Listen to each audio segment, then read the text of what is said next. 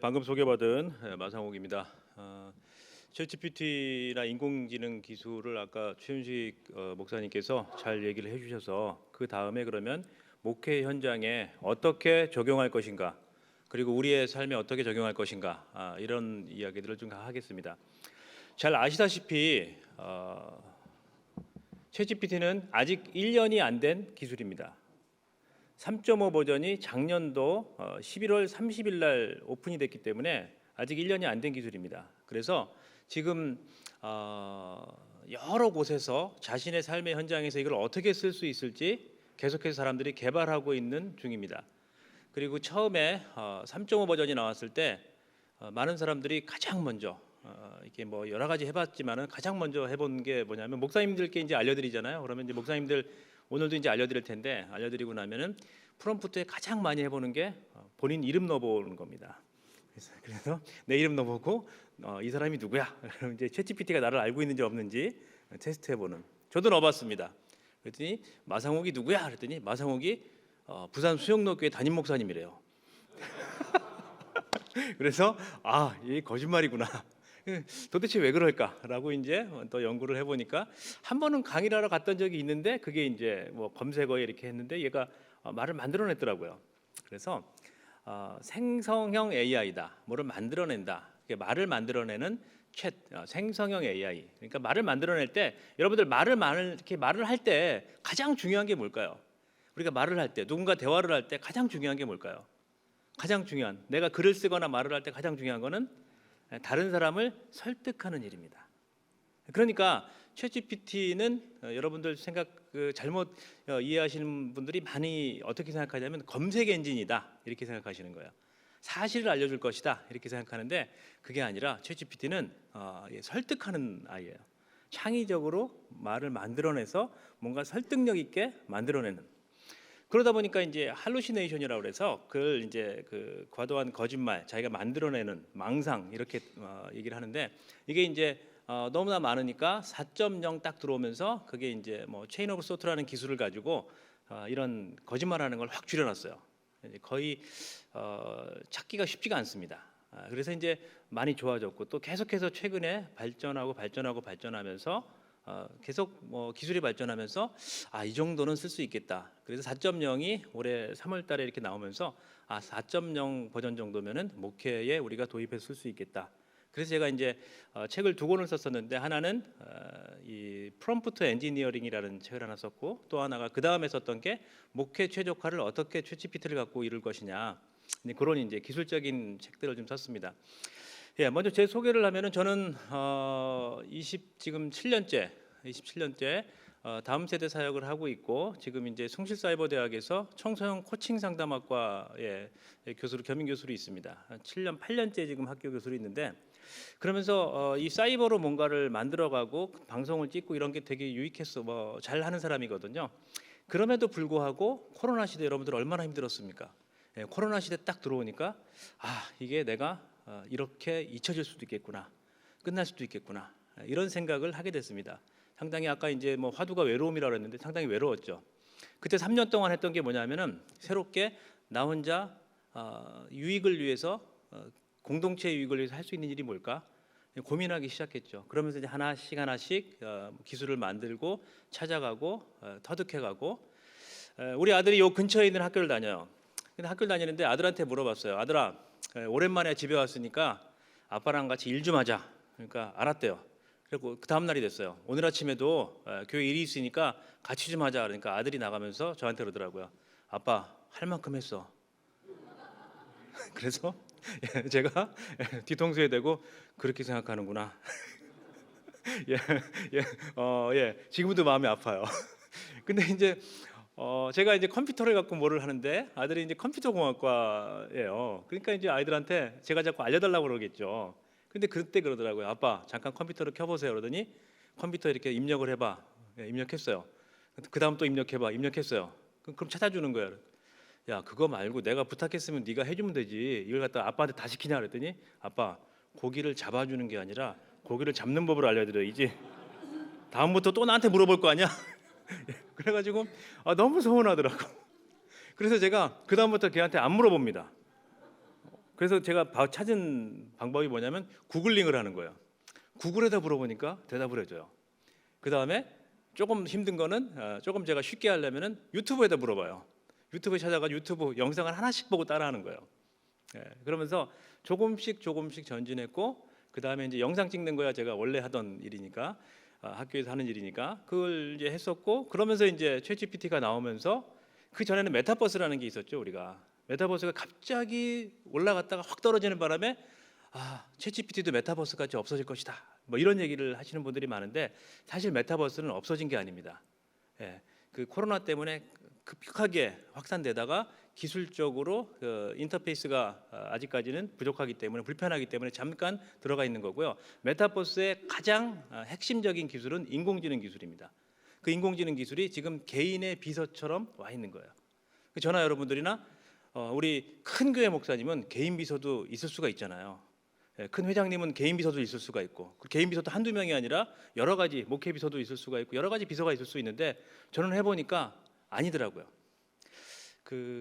조금 더 식사를 하셨으니까 재밌는 얘기 해보겠습니다. 코끼리를 냉장고에 넣는 법 아십니까? 부목사 시킵니다. 맞습니다. 학교에서는 조교시키면 됩니다. 예전에는 코끼리를 냉장고에 넣는 법은 냉장고 문을 연다, 코끼리를 넣는다, 냉장고 문을 닫는다, 이게 방법이었는데, 최근에는 부목사 시킨다. 코로나 이전이에요. 그 얘기는 지금 찾을 수가 없어요, 부목사를. 그리고 조교시킨다. 조교시키면 어떻게 됩니까? 그만두게. 다 MZ들이거든요. 그만두겠습니다, 교수님. 어디가 그럼 나 퇴근합니다. 안 돼요. 그래서 스스로 할 수밖에 없는 시대가 되었구나. 그래서 제 친구들이나 이렇게 보니까 잘 이렇게 힘들어하는 것 같아요. 그래서 제가 한번 보여주리라 그래가지고, 하고 또 우리 최윤식 박사님 또 우리 또 옆에 계시니까 같이 막 연구하면서 그 한 단계 같이 넘어온 거예요. 그래서 아까 1년 됐다고 그랬잖아요. 근데 이 연구를 한 사람들의 이야기를 들어보면은, 컴퓨터 쪽에 있는 친구들 얘기를 들어보면은, 올해 4월달 한 달에 기술이 개발된 게, 컴퓨터 공학과 쪽에 있는, 컴퓨터 쪽에 있는 인공지능에 있는 사람들이 얘기하는 거는 10년의 기술이 한 달에 나왔다. 올해 1년 동안 나온 기술이 제가 볼 때는 한 50년에 걸쳐서 나와야 될 기술이 한꺼번에 나온 겁니다. 그러니까 1월 달부터 쭉 따라온 사람은 50년 이후에 살고 있어요. 저는, 여러분들 제가 보이지만 저는 50년 이후 사람입니다. 제가 이상한 얘기해도 이해하고 들으십시오. 그러니까 그 격차가 확 난 거예요. 평생교육사회라고 그러잖아요. 우리가 왜 평생교육사회냐면은, 예전에는 3년 공부해서 30년 먹고 살았어요. 근데 지금은 한 달 공부해서 1년 먹고 사는 것 같아요. 학교 교수로서 그걸 절실히 느낍니다. 이게 업데이트가 안 되면요, 듣지도 않아요. 지금도 1년 공부하는 거 이런 거 없어요. 다 마이크로예요. 다 소규모입니다. 그래서 공부 열심히 해가지고 한 3달 공부하면 한 2년 먹고 살고, 사람도 2년 얘기를 듣죠. 뭐 이런 사회가 된 거죠. 그럴 때 우리가 어떻게 학습을 하며, 또 어떻게 이것들을 유용한, 내가 안 되는 것들을 넘을 수 있는 이런 지적인 도구들을 우리가 어떻게 사용할 것이냐, 이게 이제 매우 중요한 화두가 된 겁니다. 그리고 또 한 가지 희망적인 얘기가 있어요. 제가 보니까 저는 청년 목회를 하는데, 이 청년들이 저보다 인공지능을 많이 하는 청년이 없더라는 거예요. 없습니다. SNS는 잘하고 뭐 블로그는 잘하는데 인공지능은 저보다 안 돼요. 그래서 제가 가르쳐 줍니다. 어떤 아이가 논문을 쓰다가 왔어요. 목사님, 논문이 안 돼요. 기도해봐. 옛날엔 그랬겠죠. 지금은 앉아봐. 뭐가 안 되는데? 레퍼런스를 잘 정리를 못 하겠어요. 앉아봐. 그래가지고 GPT한테 넣어가지고 레퍼런스 정리하는 거를, 참고 문헌을 정리하는 거를 제가, 걔가 하루 종일 했는데 안 되는 거를 앉아가지고 한 15분 만에 다 해줍니다. 목사님 대단하십니다. 그리고 하루는 제가 제 목소리를 트레이닝 시켜가지고, 그 트레이닝 시킨 목소리를 가지고 제가 대본을 주면 대본이 영어로 바로 바뀌거든요. 그 영어를 읽게 해요. 그럼 얘가 제 목소리를 갖고 영어를 막 읽어요. 녹화해가지고 아이들한테 이제 그 큐티를 그렇게 만들어 보내줬어요. 그랬더니 우리 청년들이, 우리 목사님 요즘에 영어 공부하신다고, 발음이 미국 남부 발음이라고. 이런 세상이 우리가 와 있는 거예요. already, but not yet. 이미 와 있는 거예요. 미래는 이미 우리가 지금 살고 있는 시대에 와 있는 거예요. 챗GPT나 인공지능이 나왔는데 나는 삶에 어떤 변화가 급격한 변화가 있었다. Put your hands up. 손 들어라는 얘기입니다. 없으시죠? 우린 챗GPT와 관계 없이 사는 분들입니다 지금. 예, 나는 내 목회에 큰 영향이 있다. 예, 반응을 안 해주시는 건지 진짜 없는 건지 모르겠는데, 예, 이게 이제 우리가 챗GPT를 아직 우리의 현장에 사용하지 않고 있다는 증거죠. 오늘은 그래서 그런 이야기들을 같이 좀 해보겠습니다. 특별히 이게 이제 큰 그림도 잘 그려 챗GPT가. 그래서 이제 목회 계획이라든가 뭐 수학 분석한다든가 내 목회 계획들을 만들어주고, 작은 영역에서는 내가 큐티를 만든다든가 새벽 설교를 만든다든가 이런 것들을 매우 자동화해 줄 수 있습니다. 내가 트레이닝 시키면. 최근에 아들하고 여기 뒤에 스파크 AI 교육연구소라고 나와 있는데 아들하고 둘이 교육연구소를 창업했습니다. 네, 창업해가지고 지금 하는 일이 뭐냐면은 제가 가지고 있는, 저는 이제 상담을 하는 사람이라 그랬잖아요. 제가 상담한 케이스를 가지고 닥터마의 상담봇을 하나 만들고 있습니다. 그럼 저를 찾아오려면 힘들잖아요. 개인적으로 만나서 상담을 하려면 돈도 내야 되고, 그러니까 그걸 오픈해주고 상담을 새벽이나 아침이나 밤 12시가 돼도 언제든지 할 수 있게 만들어주고, 그 다음에 더 필요한 게 있으면 오프라인으로 예약하고 오셔라. 어떻습니까? 근데 그게 예전같이 그냥 정보만 주는 게 아니라 매우 제 목소리나 제 어톤이나 제가 글 쓰는 톤이나 제가 말하는 톤, 거기에 가깝게 이 아이가 얘기를 해줍니다. 예, 그러면서 이게 시대가 이 목회도 확 변하겠구나, 이런 생각들을 했습니다. 자, 이렇게 이제 좀 먼 얘기 말고 좀 더 가깝게 제가 얘기하면서 인공지능에 대한 얘기를 좀 더 우리의 목회 현장으로 좀 갖고 오겠습니다. 자, AI 기술이 가져올 변화들, 어떤 변화가 있을까요? 저는 이제 그런 생각을 해봤어요. 역사를 공부하면서 흑사병으로 인구의 3분의 1이 죽었던 유럽에 암흑기가 있었어요. 예, 이거는 그냥 들으시고 저기 나눠드린 거는 나중에 그 프롬프트를 어떻게 쓸지 나눠드린 거니까 지금 보시면 될 것 같아요. 자, 흑사병으로 유럽의 인구가 3분의 1이 죽은 적이 있어요. 그 다음에 그 3분의 1이 죽은 다음에 사람에 대한 가치가 높아졌죠. 인건비가 높아졌고, 그러면서 사람이 중시되는 사회가 되었습니다. 그리고 그게 르네상스에 영향을 미치죠. 그 르네상스는 뭐를 만들어냈습니까? 활자라는 기술을 만들어냈어요. 그 활자로부터 어디까지 옵니까? 종교개혁이 만들어지고, 그 종교개혁은 세상을 변화시켰죠. 우리 개신교를 만들어냈고, 새로운 것들을 만들어낼 수 있는 기술을 다시 탄생시킨 토양이 만들어지고, 그 토양에서 새로운 기술이 만들어지고, 그 다음 단계가 이루어졌다는 거예요. 자, 다시 돌아와서 우리가 살고 있는 지금 코로나 시대를 한번 생각해 보십시오. 그 코로나 시대 때문에 급격하게 우리의 곁으로 다가왔던 기술들이 있어요. 온라인에서 오프라인으로, 오프라인에 있는 기술을 온라인으로 가져가는 디지털 기술, 온라인에 있는 기술을 다시 오프라인으로 갖고는 이 기술들, 구현해내는 기술들, 이 기술들이 만들어지면서 4차 산업혁명이라고 얘기를 했고, 그 4차 산업혁명이 여러 가지가 있는데, 뭐 바이오부터 시작해가지고 여러 가지가 있는데, 그 중에서 가장 핵심적인 기술 중에 하나가 인공지능이라는 기술입니다. 그리고 그 기술이 이 시대에 어떤 변화를 일으킬지, 새로운 가치관을 형성하고 디지털을 가속화하고, 그다음 디지털 안에서 우리가 어떻게 우리의 생각과 우리의 사상과 우리가 하고 있는 일들을 더 편하게 할 수 있을지, 이 시대가 아주 가속화된다는 거죠.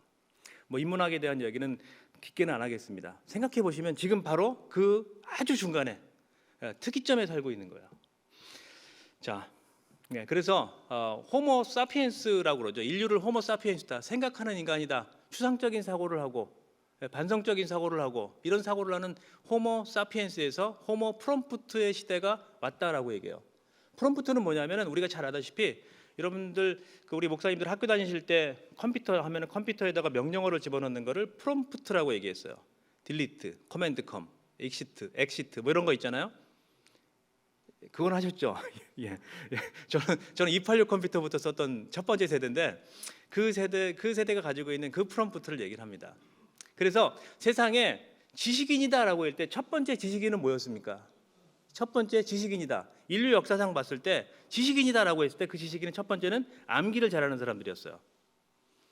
그 암기를 잘하는 사람들이 지식인이었는데 조금 시대가 변하면서 암기를 잘하는 사람에서 어디로 변했냐면은 자기가 자료를 많이 갖고 있는 사람을 지식인이라고 했던 시대가 있습니다. 목사님들 서재에 가면 책 많지 않습니까? 여러분들 지식인이고 시대를 앞서가시는 분들이었죠. 분들이었죠. 근데 이게 변하면서 어떻게 됐냐면은 그렇게 많은 양의 도서라든가 많은 것들이 어디로 갔냐면 온라인으로 가버렸어요. 그래서 그 다음부터는 이걸 가지고 있는 사람이 아니라 검색을 잘하는 사람이 됐어요. 지식인이 검색을 잘하는 사람이에요.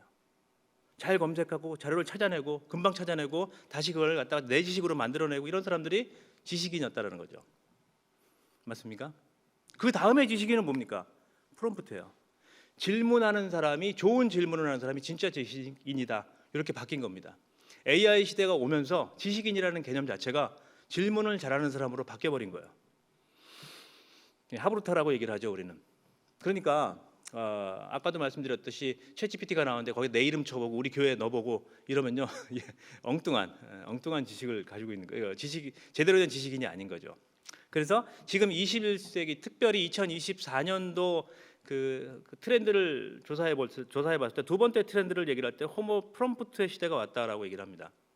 그리고 제가 이 지식을 알려드렸을 때 가장 잘 쓰시는 분들이 누구냐 하면은 자기 영역에서 아주 전문가들이 제일 잘 씁니다.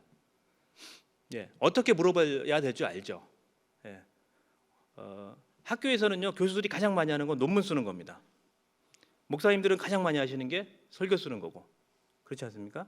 이 두 가지를 봤을 때 그냥 뭐 신학도 안 하고 목회도 안 해본 사람들이 설교를 써줄 겁니다. 근데 수준에 못 올라오죠. 왜? 질문 자체가 잘못됐으니까. 목사님들이 지금 하고 계신 여러 가지 일들을, 인간이 가지고 있는 패턴들을 자동화하는 방식을 얘가 학습할 수 있다는 거예요. 내가 요구하는 만큼 얘가 서비스를, 내 목회 비서가 될 수 있다는 거죠. 조금 더 얘기를 하겠습니다. 언어 생성형 AI다, 챗 GPT다라고 얘기할 때 챗이라는 게 뭐냐면 대화잖아요. 대화하는 건데 G는 generative, 생성한다. 아까 생성하는 거의 목적은 설득하는 거였어요. 그렇죠? pre-trained, P는 pre-trained인데 미리 학습되어진이라는 거예요. 미리 학습되어진. 그러니까 지지난주 전까지는 언제였냐면 2021년 1월까지 학습되어진 자료를 읽는, 그걸 가지고 활용하는 거를 GPT가 했었죠. 그리고 지지난주에 업데이트가 돼서 2023년도 4월 지식까지 업데이트가 됐습니다. 한 번 전 세계에 있는 데이터를 한 번 읽는데 얼마가 드냐면 1조 원이 좀 넘게 든대요. 1조 원이. 그러니까 1조 원을 넘게 든 걸 가지고 지식을 다 읽고 나서 그 지식을 가지고 이야기를 해주는 거죠. 그리고 트랜스포머, 마지막에 T는 트랜스포머, 변환기, 전환기예요. 그래서 GPT는 그냥 뭐 우리가 얘기했듯이 이런 의미를 담고 있고 논문의 이름이었어요. 그냥 그걸 가지고 우리가 사용하는 거죠. 여러분들이 GPT를 저한테 그렇게 물어보시더라고요. 강의 끝나면은, 목사님 이거를 유료로 사용하고 무료로 사용할 수도 있는데 이거 꼭 유료로 사용해야 되겠습니까? 이렇게 물어보시더라고요. 3.5 버전까지는 무료 버전입니다. 그리고 4.0부터 사용하실 거면은 돈 내고 사용하셔야 됩니다. $20 내고 사용하셔야 됩니다. $20 내고 사용하셔야 되는데 부가세까지 $22 내셔야 됩니다. 근데 이게 제가 말씀드리고 싶은 거는 3.5 버전을 목회에 쓰시려면 안 쓰는 게 좋아요. 할루시네이션이 있기 때문에. 4.0 버전을 가지고 여러분들 쓰시면은 목회 큰 한 불과 한 25,000원, 3만 원 사이 이렇게 되는데 아주 좋은 목회 비서를 두시는 겁니다. 물론 제가 오픈 AI사의 이렇게 세일즈맨은 아닙니다. 그럼에도 불구하고 꼭 쓰셔라라고 말씀드리고 싶고요. 지금 얘기했던 대로 여기 보이시는 게 챗 GPT, 그 다음에 구글에는 바드라는 게 있어요. 그리고 클로바엑스는 우리 네이버에서 만든 LLM이라고 그러는데 라지 랭귀지 모델이라는데 거대 언어 모델이라고 그래요. 그러니까 전 세계에 있는 그거를 다 읽고 나서 우리에게 대답해 주는 거대 모델. 배우는데 엄청 많은 돈을 든 이런 거대 모델들. 그런데 이제 우리나라 같은 경우는 크로바는 한국 문서에 적합한 걸 만들어 보자라고 만든 거고요. 구글이 훨씬 더 많이 알죠, 사실은. 잠깐 이제 얘기를 해보면은 인류가 가지고 있는 지식을 만드는 방식이 인코더 디코더라는데 기술적인 용어로는 인풋이 있어요. 오감을 통해서 지식을 받아들이잖아요. 지식을 받아들이고 비교, 분류, 분석, 추론, 가정적 사고를 하고 아웃풋을 해요. 아웃풋도 말로 하기도 하고 그림으로 그리기도 하고 음악으로 내기도 하고 그렇지 않습니까? 여러 가지 다양한 모습으로 아웃풋을 하고 다양한 모습으로 인풋을 하죠. 그래서 이걸 뭐라 그러냐면 모달리티라고 그래요. 모달. 그래서 모달이라고 그래요. 멀티모달이 되는 게 4.0 버전부터 멀티모달이 됩니다. 얘가 그림도 알아듣고요. 글씨도 알아듣고 다 알아들어요. 그래서 제가 상담하시는 분들 있으면 죄송한 얘기지만 그림 치료를 한대요. 그래가지고 그림 치료하는 거 그림 갖고 와봐. 그림을 얘한테 넣어요. 얘가 다 해석해 줍니다. 다 평준화되는 거예요. 그것만 합니까? 여러 가지 뒤에도 얘기하겠지만 MBTI 다 해석해 줍니다. 심리 적성 검사하는 MMPI 다 해석해 줍니다. 그러니까 이제 상담사들이 그런 얘기를 하는 거예요. 우리는 없어지겠네요. 그럼 없어져야지. 역할이 달라지는 거죠. 역할이 달라지는 거예요. 그동안은 머리로 하는 역할을 많이 했다면 이제부터는 머리가 하는 게 아니라 가슴으로 하는 역할로 달라지겠죠. 자, 좀 넘어가 보시면 뭐 챗GPT하고 구글하고 클로바 이 파일을 문목사님께 드리겠습니다. 드리면은 그 메일로 여러분들께 쉐어를 좀 하겠습니다. 그래서 챗GPT하고 구글 바드하고 클로바 X하고 다른 기능들을 갖고 있는데 저는 그래서 논문을 쓸 때는 구글 바드를 갖고 논문을 한쪽을 쓰고 한쪽은 챗GPT를 갖고 씁니다. 두 개를 가지고 글을 쓰고 에세이를 씁니다. 그리고 아이들이 그걸 쓰는 법들을 알려줘요. 자, 인공지능의 발전 좀 넘어가겠습니다. 아까 이제 우리 최윤식 박사님이 얘기했던 대로 초개인화 사회가 왜 필요할까? 초개인화 사회가 만들어진 거는요, 기술이 발전하면서 마케팅을 하면서 만들어졌어요. 왼쪽에 여러분들 보시기에 오른쪽에 이제 개인화 사회는요, 마케팅에서 우리가 포기할 저 사람들은 우리 마케팅 대상이 아니야 포기해 버리고 그 다음에 있는 사람들을 세그멘테이션해요. 그러니까 이렇게 그 그룹핑을 하는 거예요. 그룹핑을 해서 이 사람들에게 우리가 서비스를 제공하자라고 하는 게 개인화된 사회의 마케팅 기법들이에요. 근데 초개인화되니까 이게 뭐냐면은 색깔이 다 달라요.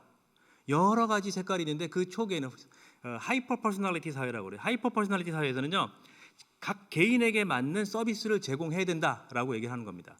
이게 근데 지금 사회에 3040, 50까지 익숙해진 거예요, 이제. 그럼 교회 와서도 사실은 그 서비스를 원하는 거예요. 목사님이 내 생일을 기억하기를 바라는 거고, 목사님이 내가 어떤 거를 좋아하는지를 바라는 거고, 목사님이 내 넥타이 톤이 어떤지를 기억해 주기를 바라는 사회가 된 거예요.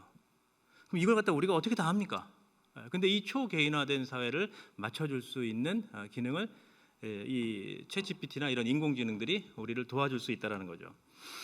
자, 그래서 기술의 임계점을 통과했다고 얘기합니다. 우리 아까 최윤식 박사님도 아까 앞에서 얘기를 했는데 기술이 천천히 발전하는 것 같지만 어떤 순간이 되면은 급격한 특이점 임계점을 통과하죠. 그 특이점 임계점을 통과하는데 우리 사회가 경제적 특이점에서는 1인 사회가 1인 가구가 증가하고 온라인 소비가 증가하고 프리랜서 같은 비정규직이 증가하고 있고 사회적인 특이점, 그다음에 문화적인 특이점 이런 것들이 계속 같이 만들어지면서 지금 뭔가가 뻥 터지고 있는 사회예요. 새로운 게 확 들어와 있는 사회예요. 이 사회에 우리가 과연 어떻게 목회를 할 것이냐, 이게 고민이죠. 자, 그래서 목회에서 AI를 어떻게 사용할까? 지금 가장 많이 아까 저는 이제 그 속해 있는 곳이 제가 하는 일을 나눠 보니까 코칭 상담, 목회, 그리고 또 하나가 이제 학교에서 아이들 가르치는 일들을 3개를 하더라고요. 그럼 이 3개에서 어떻게 잘할까? 제가 하는 일이니까 금방 얘를 갖고 들어올 수 있어요. 근데 또 뭐 사업을 하는 입장에서 아니면 뭐 다른 여러 가지 입장에서 갖고 들어왔겠죠. 그러니까 어떤 목사님이 그런 말씀하시더라고요. 외람된 얘기지만 마 목사님이 얘기하는 게 가장 머리에 와닿았어 이런 얘기를 하시더라고요. 왜 그러세요? 그랬더니 챗GPT를 얘기하는데 컴퓨터 공학과 교수가 와서 얘기를 하는데 졸려가지고 혼났어. 못 알아듣겠어 그러더라고요. 근데 저는 여러분들과 똑같은 일들을 하고 있기 때문에 그걸 내 영역에서 어떻게 쓸지를 얘기해 주면 훨씬 더 뭐 이렇게 가슴에 와닿는 것 같아요. 그리고 이걸 갖다가 여러 영역 전방위에서 지금 다 하고 있습니다. 학교에서 선생님들이 챗GPT라든지 인공지능을 쓰는 게 50%가 넘습니다 지금. 여러 가지 선생님들도 그렇고 여러 가지 일들을 하고 있어요. 자, 넘어가 보겠습니다. 지지난주에 그 오픈 AI사 대표죠. 이런 얘기를 했어요. 200만 명의 컴퓨터 프로그램 개발자들이 챗GPT를 쓰고 있다. 예. 포춘의 500대 기업 중에서 92%가 챗GPT를 쓰고 있다. 그리고 한 주에 챗GPT를 사용하는 인원이 1억 명이 넘는다는 거, 전 세계적으로. 예. 여러분들 사용하고 계십니까? 예. 그래서 목회 영역에 어떻게 이 프롬프트 질문하는 거를 잘 갖고 들어올 것인지 한번 생각해 보겠습니다. 프롬프트라는 게 이제 컴퓨터에 입력하는 거라고 그랬잖아요. 그래서 이 입력이 입력 창이 밑에 보이는 게 여기 입력 창이에요. 입력 창에 넣으면 되는 거예요. 명령을 넣으면 되는데 너무나 많으니까 어떤 명령을 넣어야 될지를 우리가 잘 모르는 거죠. 그래서 명령을 넣는 법을 알려주는 거를 프롬프트 엔지니어링이다라고 얘기를 해요. 제가 처음에 한 3개월 동안 너무 헤맸어요. 어떻게 명령을 해야 될지 모르는 거예요. 그래서 헤매다 보니까 제가 터득한 게 있거든요. 그래서 미국에 있는 이 코세라라는 이렇게 이제 그 강의들 이런 것들이 있어요. 다 듣고 나서 프롬프트 엔지니어링도 듣고 빅데이터도 듣고 다 듣고 나서 이렇게 하면 되겠네라고 해서 제가 만들었던 기술 정리했던 기술이었죠. 그래서 프롬프트 엔지니어링이라고 얘기를 합니다. 이게.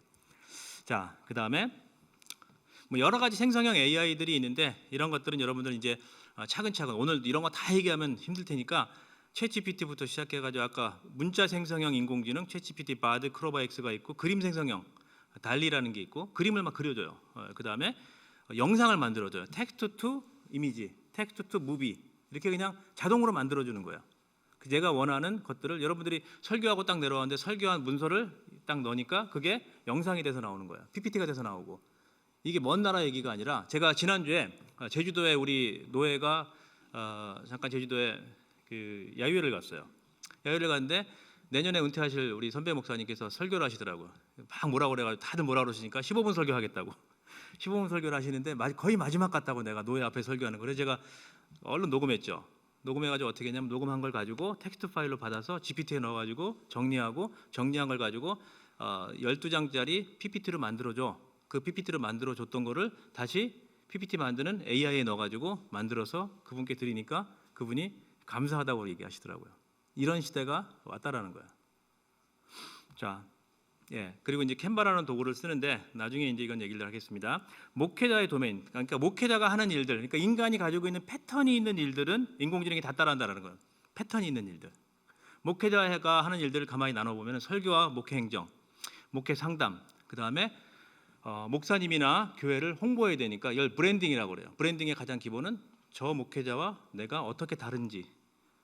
목사님들은 다 똑같다 아니잖아요. 다른 점을 우리 교회가 저 교회가 어떻게 다른지를 알려주는 작업, 이게 블렌딩 작업이라고 그래요.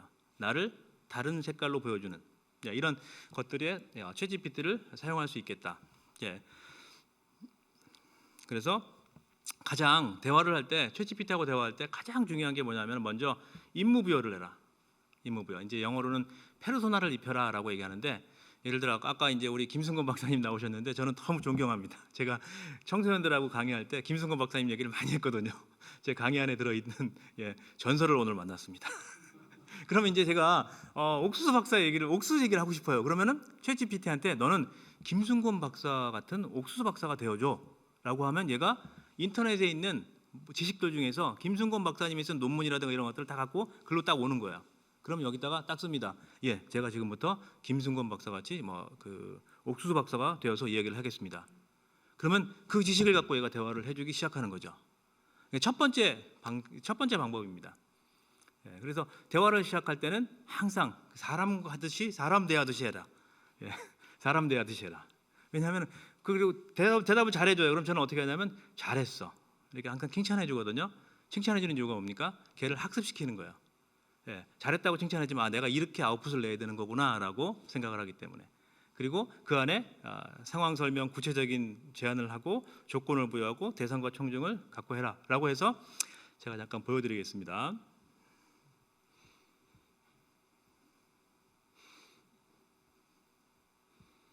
그 연관 계획들을 만들었던 것들을 보여드리겠습니다.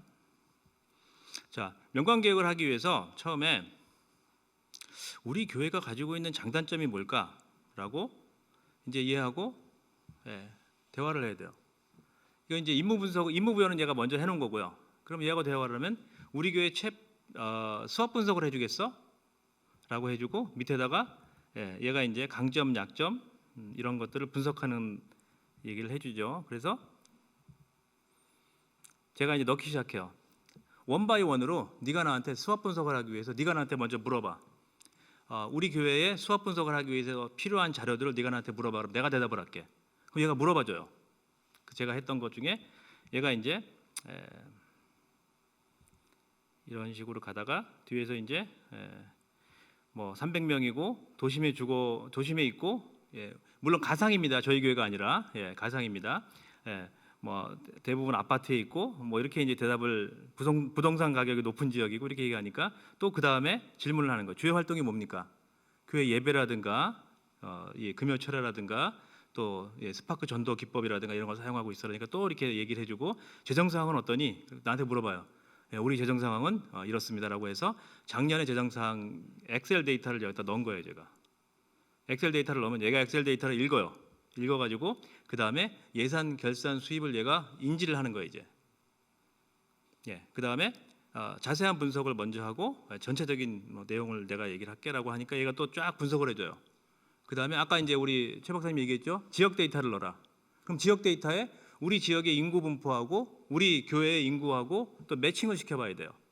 우리 지역의 인구가 변하는 사업 구조가 아니면 종교 데이터가 가지고 있는 그 분석하고 내 거하고 우리 교회의 그 내용하고 이게 어떻게 매칭을 시킬 수 있을지 전도의 방향은 뭘지 목회의 방향은 뭘지를 체크를 해봐야 되니까 이게 어려운 게 아니라 이 안에 다 들어와 있는 거예요. 그냥 한 방에 다 해결할 수 있는 거죠. 자, 그래서 지출 부분, 결산 부분 하고 그 다음에 수학 분석해가지고 지출 관리까지 뭐 잘했다고 칭찬도 해주네요, 얘가. 그래서 또 2024년도 계획할 때 준비할 때 뭐 우리가 생각해야 될 게 있을까라고 하니까 이 가이드들을 쭉 주는 거예요. 이런 가이드를 가지고 교회 목회를 준비해 보시면 좋겠습니다라고. 그 제가 여기다 좋았어. 그러면 얘가 내가 지금 대답을 잘하고 있구나라고 해서 훈련시키는 거예요. 그래서 이런 것들을 쭉 가지고 와서 뭐 다 보여드리긴 그렇지만 이렇게 합니다. 그래서 이걸 갖다가 어떻게 하면은 지금 이제 목사님들 들으시면 조금 잠이 올라오죠. 이제 내 얘기가 아닌 것 같아. 우린 못할 것 같아. 그래가지고 제가 최 박사님하고 막 고민을 하다가 우리 이제 연구진들이 있거든. 연구진들이 고민을 하다가 어떤 생각을 했냐면 이거를 다 그냥 쉽게 쓸 수 있는 방법이 없을까 이런 고민을 많이 했어요. 많이 했는데 지지난주에 이게 3주 됐죠. 업데이트되면서 개인에 맞는 챗봇을 만들 수 있게 만들어놨습니다. 그 챗 GPT 같은 걸 스몰 GPT 같이 나한테 맞는 챗봇을 개인이 다 만들 수 있게 오픈해놨어요. 그래가지고 그걸 하나 보여드리겠습니다. 개인에게 맞는 이 GPT를 오픈해놨는데 자, 그래서 우리 연구원들하고 최 박사님하고 만든 거예요. 교회 행정 GPT. 그 다음에 지금 제가 한 거에 지금 두 번째 있는 Church Smart GPT. 그리고 이 큐티 만드는 GPT. 그리고 저는 이제 상담을 하니까 닥터 마스 틴스 코칭, 청소년 코칭 GPT. 그 다음에 성인들의 라이프 코칭 GPT. 그리고 뭐 비즈니스 코칭 GPT. 이걸 갖다가 각각의 영역들을 내가 하고 있는 영역들을 다 만들어 놓고요. 쉐어할 수 있겠더라고요. 여러분들 4.0만 쓰시면은 저한테 연락하십시오. 4.0 유료 버전 쓰기 시작하면 저한테 연락하시면 제가 이거를 드리면 됩니다. 그리고 드리면은 그걸 갖고 쓰시면 돼요. 그게 그 다음 버전인 거예요. 너무 놀랍다. 왜냐하면은 이 프롬프트를 알려드리는데 하루 종일 걸리더라고요. 해도 잘 못하세요. 집에 가면 잘 못하시더라고. 그러니까 프롬프트를 알려드리지 않고 이 지금 여기 보여드리는 이 챗봇을 그냥 드리면은 여기다가 여러분들이 그냥 입력만 하면 되게 이렇게 바뀌었더라고요. 그 트레이닝은 누가 시켰냐면 우리 목사님들이 연구원들이 다 연구해서 한 거죠. 하나 보여드리겠습니다. 제가 쓰는 큐티지봇.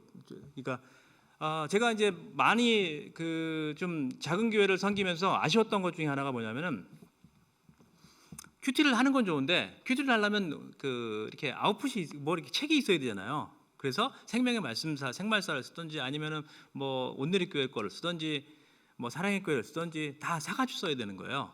근데 이거를 좀 목사님의 설교에 맞게 아니면 내가 만들어서 교인들에게 뭐 줄 수 없을까 이런 생각을 했어요. 근데 너무 시간이 안 되잖아요. 이걸 할 수가 없잖아요. 근데 이걸 갖다가 제가 트레이닝 시켜가지고 해보기 시작했는데 이게 되는 거예요. 자, 한번 보십시오. 자, 지금 네 가지를 제가 만들어놨는데 하나는 텍스트를 넣어서 텍스트만 딱 넣으면은 큐티가 만들어지는. 그 다음에 또 하나는 크리스천 홀리데이, 그러니까 그 절기에 맞춰서 큐티를 만들어주는. 또 하나는 팀, 이 주제를 맞춰서, 뭐 아까 외로움이라는데 외로움에 맞춰서 큐티를 만들어주는 뭐 이런 것들. 그다음에 커멘터리를 그냥 긁어가지고 넣으면은 이걸 만들어주는. 이런 식으로 해서 텍스트를 한번 실험해 보겠습니다. 텍스트를 그냥 여기를 딱 누르면은 얘가 이제 뭐라고 그러겠죠. 예.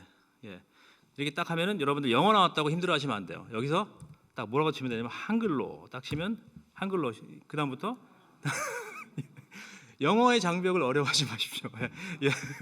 무조건 한글로 하면 돼요. 한글로 하면 모든 걸 다 번역해 줍니다. 그래서 텍스트를 제공해 주세요. 뭐 아무 텍스트나 한번 불러보시겠습니까? 제가 넣겠습니다. 요한복음 3장 우리가 잘 아는 16절을 넣고 엔터를 쳐볼게요. 그럼 얘가 기본적으로 제가 이제 트레이닝 해놓은 주제대로 주제, 해석, 말씀, 그리고 이제 이런 것들을 나중에 기도문까지, 그리고 여기에 어울리는 찬양 제목까지, 해시태그 이것까지 쫙 만들어줍니다. 자, 여기서 내가 내 관점하고 틀려라고 생각하면 바꾸면 되죠. 근데 제가 어떻게 이걸 입력해 놨겠습니까? 개혁주의에 맞게, 개혁주의에 맞게, 안 벗어나게, 그리고 우리 신학에 맞게 다 조정해 놓은 거죠. 묵상을 위한 질문, 그다음에 오늘의 기도, 여기까지 쫙 여기 이렇게 이제 나오는 거예요. 그래서 여기 있는 찬양까지. 그리고 마지막에는 야, 이걸 가지고 내가 그림을 그릴 수 있도록 네가 안내를 해라고 제가 여기다가 프롬프트를 넣어놨거든요. 그래서 큐티 노트가 도움을 여기는 안 나오네요. 그럼 여기다가 제가 이제 메시지를 많이 안 넣겠습니다. 요한복음 그러지 말고 위 문장에 어울리는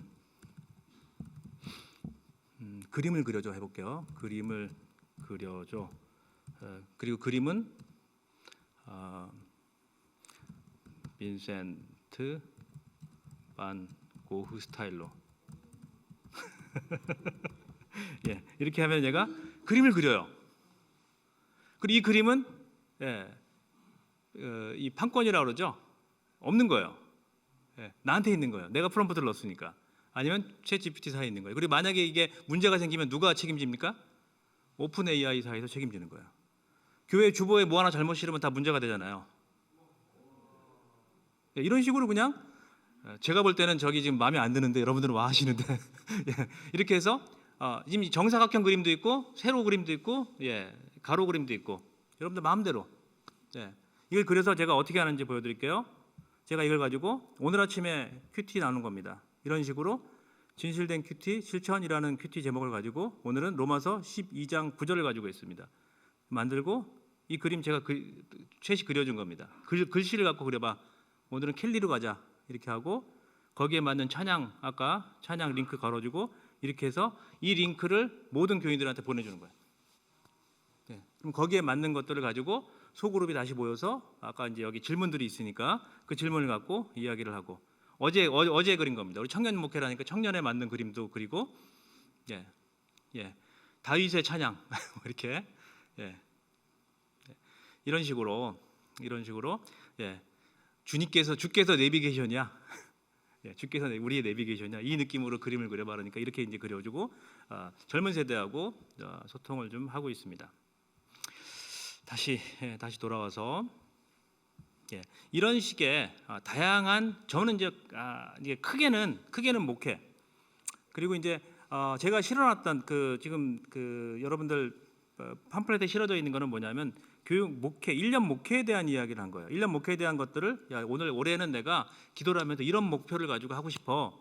네가 나한테 똑같은 겁니다. 네가 나한테 1년 목회를 하기 위해서 무엇을 준비해야 되는지 다시 한번 질문해봐. 그러면 질문을 하나씩 해주거든요. 대답을 하면 얘가 분기별로 목표를 짜주고 분기별로 짜고 분기별에 52주의 설교 주제를 같이 만들어갑니다.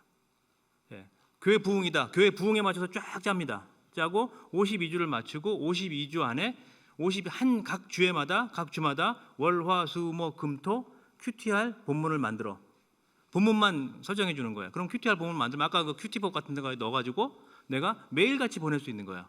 내가 부교육자가 있다. 그러면 일주일 앞서가지고 다 만들어놔. 그 다음에 아침 6시 땡 치면은 다 논아주는 거예요. 그러면 카톡으로 주거든요. 그러면 아이들이, 그럼 우리 청년들이 아멘하기도 하고, 어느 순간 되니까 이게 쌓이니까 제가 목사님이 하다가 말겠지 그랬는데 제가 한 3개월 4개월째 하니까 아이들이 아멘 다는 게 이제 달아줍니다. 하트 달아주고. 그리고 지난주에 그게 뭐를 갖고 제가 알 수 있냐면은 일주일간 매일 보내잖아요. 그러면 어떤 요일날 보낸 거에 가장 큰 반응을 했다 딱 있어요.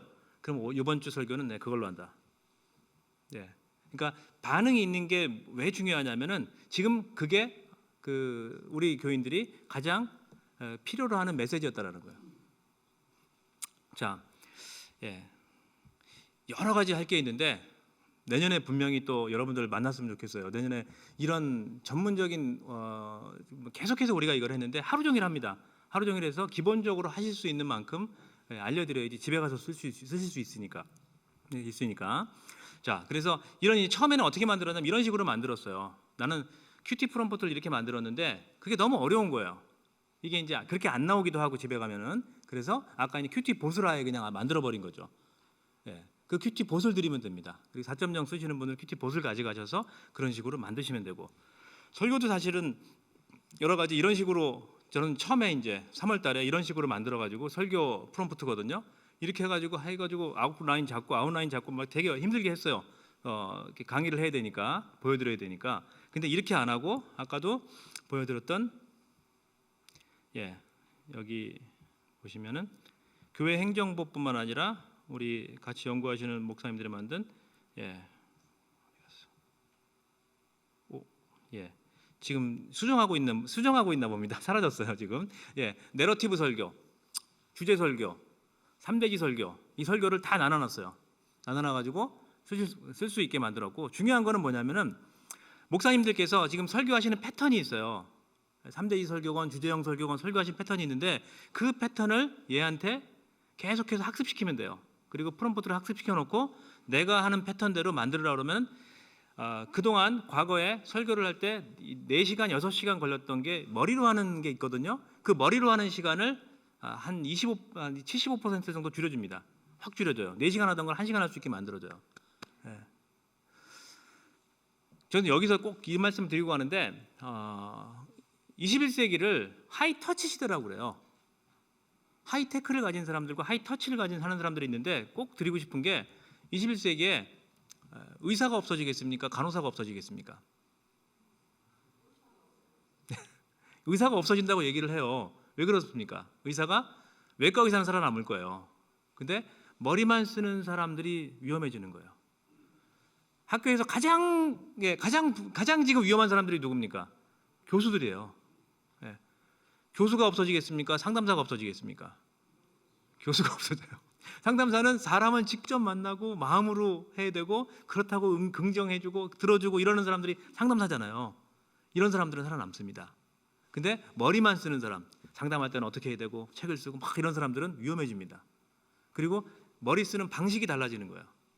그래서 저는 감히 얘기하고 싶은 게, 사실 하이터치를 하고 기도하고 정말 영성으로 목회하시던 분들에게 진짜 새로운 기회가 열렸다고 봅니다. 머리 쓰는 거는 평준화될 거예요. 도와주니까. 근데도 나는 안 쓰겠다. 할 수 없죠. 근데 이 머리 쓰는, 아니면 내가 목회 비서가 없었기 때문에 못했던 것들을 평준화 시켜주고 나면 그 다음에 할 일은 뭐냐면은 하이터치예요. 하이터치가 살아남습니다. 하이테크를 손에 든 하이터치하는 사람들이 살아남는 거예요. 그런 목회자들이 살아남을 겁니다. 그래서 저는 챗GPT를 연구하면서 꿈이 생겼어요. 저는 이제 안수는 받은 지는 오래됐지만 제대로 목회한 지는 몇 년 안 됐습니다. 청년들이 다 가나안 되고 막 이러니까, 제가 청년들 사역하다가 했던 애들이 다 가나안 되고 그러니까 안타까워서 시작했는데, 그것도 목회는 목회더라고요. 쉽지 않고요. 어렵고 힘들고, 이래도 선배들이 힘들어하는구나라고 제가 느꼈습니다. 근데 최근에 들어서 이렇게 작아도 나를 도와줄 부교육자가 아무도 없어도 내가 강한 목회자가 될 수 있다라는 꿈을 가졌습니다. 그래서 강소교회가 됩니다. 뭐 세상이 말하는 사실은 맛집이 될 수 있어요. 강소교회, 강한 목회자, 강한 1인이 될 수 있다라는 거예요. 이게 현실로 다가왔어요. 요즘에 잠이 안 와요. 당신 아내가 그래요. 당신 왜 그래? 안 하던 짓을 하고 그래. 안 자고 막 이것만 하는 거예요. 퇴근 12시, 새벽 12시. 계속 이거 하고 있는 거예요. 그러면서 제 목회 스타일이 달라졌다고 얘기들을 합니다. 자, 다시 돌아와서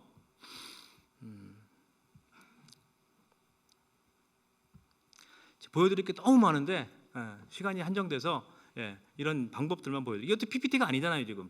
캔바라는 걸 쓰는데 여러분들이 캔바만 알아도 훨씬 더 교회의 어떤 그 목회 방향, 목회의 어떤 그 기술이 바뀝니다. 자, 그래서 원소스 멀티유징을 해라. 여기서 핵심 언어는 원소스 멀티유징이에요. 어렵다고 생각하지 마시고 목사님 설교를 그냥 버리지 마시고 목사님 설교를 가지고 원소스잖아요. 멀티유징하는 거예요. 그 설교를 가지고 전도지도 만들고 그 설교를 가지고 뭐 여러 가지를 하는 거예요. 유튜브도 만드시고 여러 가지를 할 수 있는 거예요. 근데 예전에는 이게 어려웠어요. 기술이 없으면 어려웠습니다. 근데 지금은 이 기술이 인공지능을 통해서 다 보편화돼 버린 거예요. 조금만 신경을 쓰시면 다 할 수 있습니다. 그리고 부교육자를 뽑을 때 꼭 이걸 할 수 있는 사람을 뽑으세요. 제가 이 말씀을 드리니까 동기 목사가 그러더라고요. 아, 됐다고. 그러니까 뭐가 되냐니까 지금 부교육자가 5명인데 2명은 잘라야 되겠다고. 아니 그게 아니고 5명이니까 이제 10명이 할 일을 5명이서 해야지. 더 많은 큰 일을 해야지라고 하니까 그것도 있네라고 이제 얘기를 하더라고요. 그렇게 우리가 해내야 되는 거예요. 우리가 지금 퍼포먼스를 만들어내야죠. 목회 영역 안에서. 자, 그래서 여러분들 저는 이제 그 소그룹 모임을 할 때 대부분 그렇게 하시잖아요. 여러분들 주보에 설교를 500자, 700자를 이렇게 요약해서 넣으시는 분 목사님들 계시죠? 많이 그렇게 하시죠. 시간 많이 걸리잖아요. 요약하는 게 상당히 시간 걸립니다. 그래서 저는 어떻게 하냐면은 챗GPT한테 넣어가지고 요약해라고 그래요. 그러면 자 800자로 만들어 그러면 이렇게 800자로 만들어줘요. 그 다음에 세 단락으로 소제목 만들어. 그 다음에 그림은 아까 보여드렸던 그 방식으로 그림을 그려서 넣는 거예요. 그리고 캔바로 이걸 만들어서 PNG 그림 파일로 넣어가지고 소그룹에 다 보내요. 그러면 소그룹 리더가 그걸 가지고 또 나눠서 소그룹을 할 때 이걸 가지고 하는 거예요. 읽고 밑에 질문 3개가 있으니까. 그래서 제가 했던 거를 보여드리면 제가 지금까지 만들었던 여러 가지 파일들이 한 300개가 여기 들어가 있습니다. 강의 파일부터. 그리고 여기 보시면은 이런 식으로 한 주에 하나씩이니까 1년에 52개를 만듭니다. 1년에 52개를 설교를 하고 식사 시간에 저는 12시에 딱 들어와가지고 10분이면 만들거든요. 만들어서 쇼잉하는 다 쉐어하는 거예요. 그리고 그거 갖고 소그룹 모임 하세요라고 하면은 소그룹 모임 하는 거예요. 그리고 주중에 전도하고 싶으면 이걸 가지고 그냥 한번 읽어달라고. 그리고 최근에는 또 이것보다 더 좋은 게 나왔습니다. 아예 그냥 목사님 목소리로 이걸 넣으면 그냥 읽어줘요. 그래서 영상 만들어가지고 그냥 다 배포하는 거예요. 근데 한두 번은 이게 안 통하는데 매번 하잖아요. 매주 하잖아요. 통합니다 이게. 그리고 이걸 가지고 세미나를 하시고 이걸 가지고 문장을 만들어가지고 교재를 만들어서 하시는데 교재가 여러분들 교회 우리 목사님들 지금 목회하시는 교회에 딱 최적화된 교재를 만들 수 있다라는 거예요. 그냥 보이시잖아요. 그동안 만들었던 큐티를 만들어도 아니면 교재를 만들어도 사랑의 교회 제자훈련 교재가 있어요. 제자훈련 교재를 우리 교회에 맞춰서 딱 주려고 그러면 어떻게 됩니까? 여러 가지 생각을 해야 되잖아요. 안 맞는 것도 있을 수가 있고. 그럼 어떻게 합니까? 그걸 딱 넣어가지고 우리 교회 상황을 쫙 얘기를 해요. 내가 지금 제자훈련하는 사람들에 대한 상황을. 그리고 그 한 사람의 상황을 집어넣어요. 그러면 그 한 사람의 상황에 맞게 이 제자훈련이 다시 리폼 되는 거예요. 트랜스폼 되는 거예요. 그러니까 1인에 맞는 하이퍼 퍼스널리티 목회가 되는 거예요. 이게 제자훈련을 하는데 그 사람에게 맞는 질문과 그 사람에게 맞는 문장과 그 사람에게 맞는 이야기를 할 수 있는 거죠.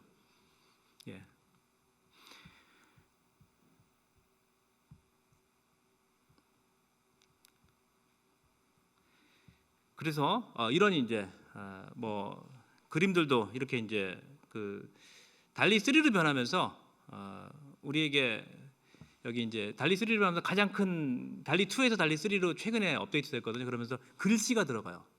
이렇게. 그래서 여러분들이 전도지라든가 아니면 주보에 넣는 거라든가 이렇게 만드시고 뭐 예를 들기 위해서 가져왔습니다. 그래서 이제 모세 지팡이 설교하다가 제가 영감을 받아가지고 그렸습니다. 그래서 하나님 모세에게는 아무것도 없었지만 양치던 지팡이가 있었잖아요. 우리 교회 청년들에게는 어떤 지팡이가 있을까요? 너희들은 어떤 지팡이를 갖고 있어? 아무것도 아니었고 80대 노인이 가지고 있던 지팡이 가지고 홍해를 갈랐는데 너는 어떤 지팡이를 갖고 있어? 뭐 이런 느낌으로 설교했던 거를 다시 그림으로 그렸던 도와주는 거죠. 그리고 혼탁한 도시에서 우리는 하나님과 함께해야 돼. 뭐 이런 이제 그 프롬프트를 넣어가지고 그렸던 그림. 이런 그림들이죠. 그래서 제가 쓰고 있는 이 챗 GPT하고 캔바를 활용해서 캔바 안에도 20가지의 인공지능 기능이 들어가 있습니다. 그래서 이런 출력물들을 만들어내고 영상 만들어냅니다. 그 다음에 좀 넘어가겠습니다. 유튜브도 제가 설교를 하면 5분짜리 요즘엔 1분 쇼츠가 유행이잖아요. 그래서 목사님 설교하신 거를 아니면 목사님이 말씀하시는 것들을 만들어 가지고 올리시면요, 처음에는 반응이 없을 거예요. 아니면은 저는 어떻게 했냐면은 제가 그 일반인들을 대상으로 쇼츠를 올리려니까 어떻게 했냐면은 말씀만 하면 안 되더라고요. 그러니까 말씀 안에 있는 일반적으로 보편적으로 받아들일 수 있는 그러한 가치들이 있어요. 그런 내용들이 있단 말이에요. 뭐 아까 말씀하셨던 외로움, 하나님이 우리와 함께 하십니다. 아니면은 건강하게 늙어가는 법, 뭐 이런 거 있잖아요. 제가 만들었던 유튜브들이거든요. 이런 것들을 일반인들도 읽을 수 있게 만들어 가지고 그것도 이제 챗GPT 도움을 받죠.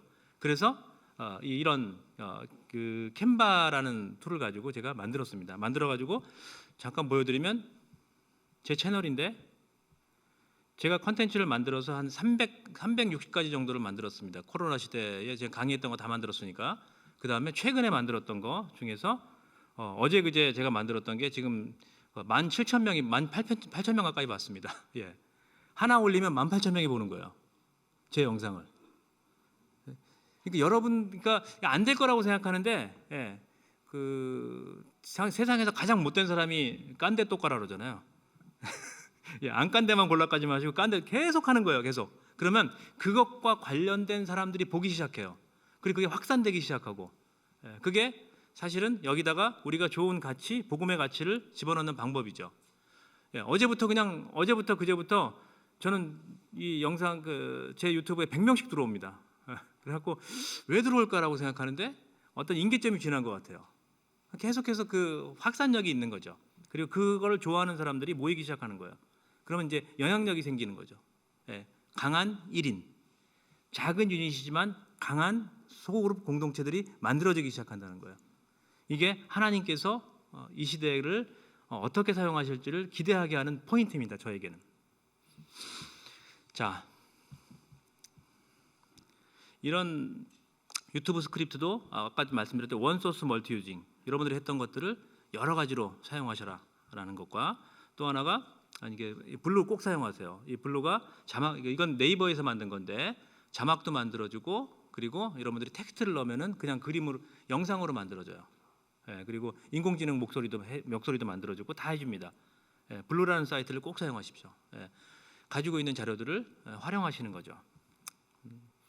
그 다음에 캔바가 아니라 디벨을 꼭 사용하시는데, 아까도 이제 영어로 그냥 이렇게 딱 번역하잖아요.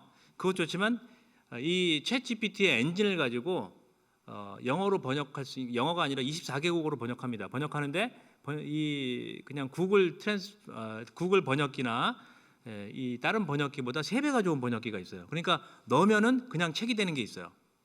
제가 느끼면은 그래요. 자, 보여드릴게요.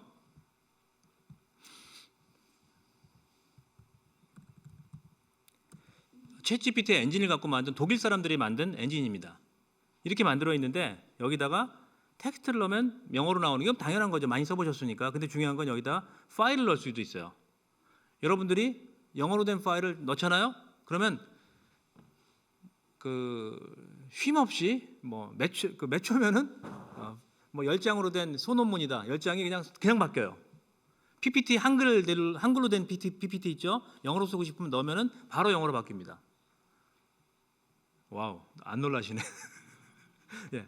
그래서 이런 일들이 지금 일어나고 있는 거예요. 제가 시간이 되면은 잠깐만요. 거의 끝나서 이런 것들. 그래서 여기다가 저는 아침마다 또 제가 묵상하는 게 있어야 되니까 저는 이제 전통적인 묵상을 하는데 아워 데일리 브레드를 써요. 근데 이걸 갖다 컴퓨터에 깔아놓으시면 아까 그 디벨 컴퓨터에 깔아놓으시면은 이런 식으로 클릭해서 하고 여기 버튼이 생기거든요. 아까 딥L을 깔아놔서 그래요. 클릭하면은 이게 이런 식으로 그냥 한글로 떨어집니다. 그러니까 영어로 된 어떤 사이트 아니면 뭐 아랍어도 괜찮아요. 아랍어로 된 사이트도 들어가서요. 그냥 긁고 클릭하면은 한글로 다 번역됩니다. 그러니까 언어의 장벽이 무너졌다고 보시면 돼요. 언어 장벽이 거의 무너졌다. 이게 이제 챗GPT가 가져온 일상의 변화들입니다. 언어가 무서워서 그 다음 단계를 못 들어가는 경우가 많거든요. 선교도 마찬가지고. 그러니까 선교사님이 전화 오셨더라고요. 나는 필리핀 사람들 따갈로그어를 쓰는데 따갈로그어를 하기 위해서 한 1년 넘게 했는데 지금도 안 된다. 제 설교를 어떻게 따갈로그로 할 수 있냐. 근데 설교를 문장으로 해주는 건 되는데 이걸 갖다가 그러면 이걸 갖다가 직접 온라인으로 그러니까 대화형으로 바꿀 수 있을까라고 생각해서 했는데 그 어플에 얘들이 챗GPT 어플에 이게 나왔습니다. 혹시 제가 잠깐 될지는 모르겠어요. 지금 Hi GPT. Hello. How can I assist you today? 한국말로 해. 안녕하세요. 무엇을 도와드릴까요? 너는 지금부터 내 동시통역사가 되죠.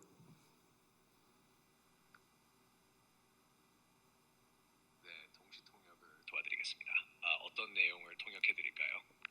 내 강의를 동시통역하는데 내가 한국말로 하면 넌 영어로 해줘.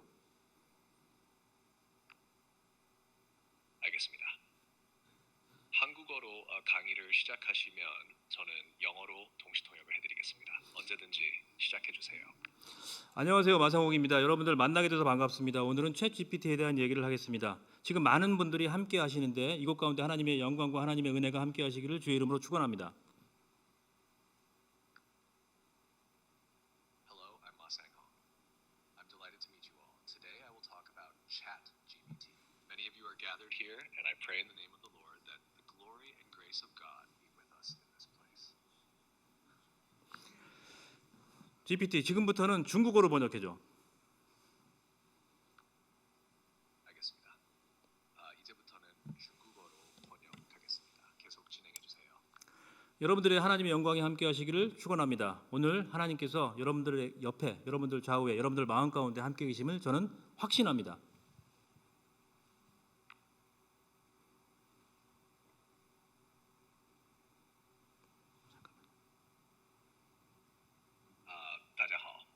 我希望大家都能与上帝的荣耀同在。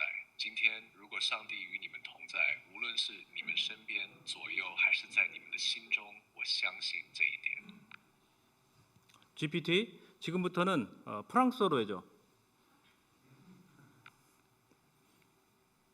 좋아요. 이제부터는 프랑스어로 번역하겠습니다. 하나님이 우리와 함께 하신다는 증거가 있습니다. 하나님이 오늘도 저와 함께 하셨고 제 마음에 힘을 주셨고 우리 대화 가운데 함께 하시고 우리 강의 중에 함께 하시고 언제나 하나님은 저 먼 곳에 계시는 게 아니라 내 삶 가운데 나의 이 말을 이상하게도 알아듣습니다. 나의 은혜 가운데 함께 하십니다. Il y a des preuves que Dieu est avec nous. Aujourd'hui, Dieu était avec moi. Il m'a donné de la force dans mon cœur. Il est avec nous dans notre conversation, pendant notre cours et toujours. Dieu n'est pas loin, mais au milieu de ma vie. Étonnamment, il comprend mes mots et est avec moi dans ma grâce. GPT한테 박수 한번 할까요? 예. 저는 그 하나님께서 언어의 장벽을 바벨탑 이후의 언어로 우리가 흩어버리셨잖아요. 이 기술을 통해서 우리가 넘어야 될 문화의 장벽, 언어의 장벽, 그리고 뭔가의 장벽들을 지금 허물고 계신다는 생각을 강하게 할 수밖에 없는 상황입니다. 이런 것들이 저와 여러분들을 통해서 또 이렇게 좀 더욱더 강력하게 이루어지길 바랍니다. 제가 잠깐 뒤에 얘기를 하고 한 5분만 더 하겠습니다. 목회 윤리에 있어서는 가장 큰 여러 가지 얘기를 할 수 있거든요. 윤리도 1시간 동안 얘기할 수 있는데 인공지능을 쓸 때 목회 윤리는 코파일럿으로만 써라, 부조종사로 써라, 비서로 쓰라는 거예요. 내가 생각하지 못하는 것들을 얘한테 맡겨가지고 어떤 결정을 내리게 하면 안 되는 거예요. 그 결정은 사람이 하는 거고 조종관은 하나님께서 위임한 우리가 하는 것이고 얘는 우리의 도움을 주는 목회 비서다, 이렇게 생각하시고 하면 그게 기본입니다. 나머지는 거기서 이제 다 파생되는 겁니다. 자, 넘어가겠습니다. 그리고 상담도 똑같습니다. 상담도 여러분들이 챗GPT를 가지고 상담을 하실 때 신방하고 개인 상담을 하실 텐데 이 상담의 역할에서도 이런 애니어그램, MBTI, 버크만 검사, MMPI 지금까지 나온 모든 데이터들을 얘가 다 읽고 있습니다. 그래서 결과만 넣으면 얘가 만들어져요. 그리고 신방을 할 때 이런 어떤 내가 그 사람의 어떤 내용들을 안다, 내가 그 개인적인 내용을 안다 그러면 신방을 할 때도 오늘 오후에 신방을 하려고 했는데 35살이고 봄철에 약간 우울감을 갖고 있고 직장을 이직했고 그리고 MBTI는 INFJ야, 애니어그램 6번이야, 성경 말씀 2개, 그 다음에 한국어 성경 찬송 2개. 그럼 얘가 이걸 갖고 다니니까 하루에 뭐 갑자기 신방이 잡힐 때가 있잖아요. 그럼 이런 프롬프트를 갖고 있다 그냥 치시면 돼요. 그러면 여기 보여주시는 보여주시겠어요? 여기 보여주시는 것처럼 그런 프롬프트를 얘가 결과값을 내주는 거야. 똑같이 할 이유는 없습니다. 근데 중요한 거는 이걸 안 하잖아요. 그럼 매번 내 머릿속에 있는 것만 꺼내야 돼요. 지난번 이 집에 왔을 때, 지난번 이 청년을 상담했을 때 내가 어떤 내용을 가지고 상담했는지, 어떤 내용을 가지고 신방을 했는지 모르는 거예요. 근데 지금 뭐 실험해봐도 똑같지만 스마트폰 꺼내가지고 똑같은 말씀을 쳐도 다 다르게 나옵니다, 사실. 왜? 생성형이기 때문에. 답을 찾는 게 아니고 정답을 갖고 오는 게 아니고 생성형이기 때문에 그렇습니다. 목사님들 여기 계시지만 똑같은 내용을 갖고 얘한테 프롬프트를 넣어도 다 다르게 나온다는 거예요. 자, 이런 도움을 받을 수가 있고, 그 폰에서도, 안드로이드 폰에서도, 그리고 아이폰에서도 쓰시고, 그 다음에 뭐 여기도 똑같아요. 상담사 역할을 해라고 해서 하는데, 아까 4.0 쓰시는 분은 얘기하시면 제가 그 상담 보수를 드릴 테니까 그걸 가지고 쓰셔도 되고, 좋습니다. 자, 그래서 감정 분석도요. 우리 성도가 누가 이렇게 보냈어요, 메일을. 길잖아요. 길면은 목사님 오늘 설교가 좋았습니다라고 하면 우리는 뒤에 거 잘 안 읽을 가능성이 많아요. 근데 사실은 얘기하고 싶은 건 그 뒤에 거거든요. 그래서 제가 이제 그 블랙으로 가려놨는데 이 성도가 보낸 메시지에 이 사람의 정서를 나타낼 수 있는 것을 분석해봐. 그러면 정서를 나타내는 단어들을 쫙 분석해줘요. 그 다음에 정서의 온도가, 마음의 온도가 1도에서 10도까지 있다면 이 사람은 몇 도 정도일까라고 하니까 한 7, 8도 된대요. 근데 분석해보면 4도 미만인 사람이 있어요. 4도 미만인 사람한테는 말을 극도로 조심해야 됩니다. 말의 온도를 높여야 돼요. 딴 얘기하면 안 됩니다. 그리고 무슨 뭐 미래 비전적인 얘기 이런 거 하면 안 됩니다. 말의 뭐 온도가 낮은 사람들은 아주 주관적이지만 그래요. 상담사들이 쓰는 기법들인데 7도, 8도 돼야지 미래적이고 계획하고 뭔가를 해보자라고 얘기할 때 오케이 나옵니다. 여러분들 목사님께서 뭐 해보자 그러면 막 부정적인 사람들이요 마음의 온도가 4도, 3도예요. 근데 그걸 내가 분석을 못하고 얘기하니까 상처받는 거예요. 그거를 도와주는 거예요.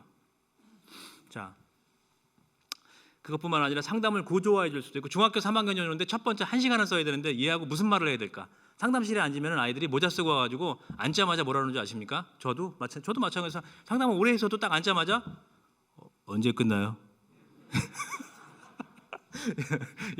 그러면은 쳐다보지도 않아요. 그럼 1시간을 어떻게 보냅니까? 근데 이게 그런 아이들을 데리고 1시간씩 얘기를 해야 된다. 그러면 어떻게 해야 될까? 그 분단위로 구조화해 줍니다. 그리고 4주를 만나야 돼. 어떤 얘기를 하면 될까? 구조화해 줍니다. 진로 지도를 해야 돼. 구조화해 줍니다. 어떤 얘기를 할지.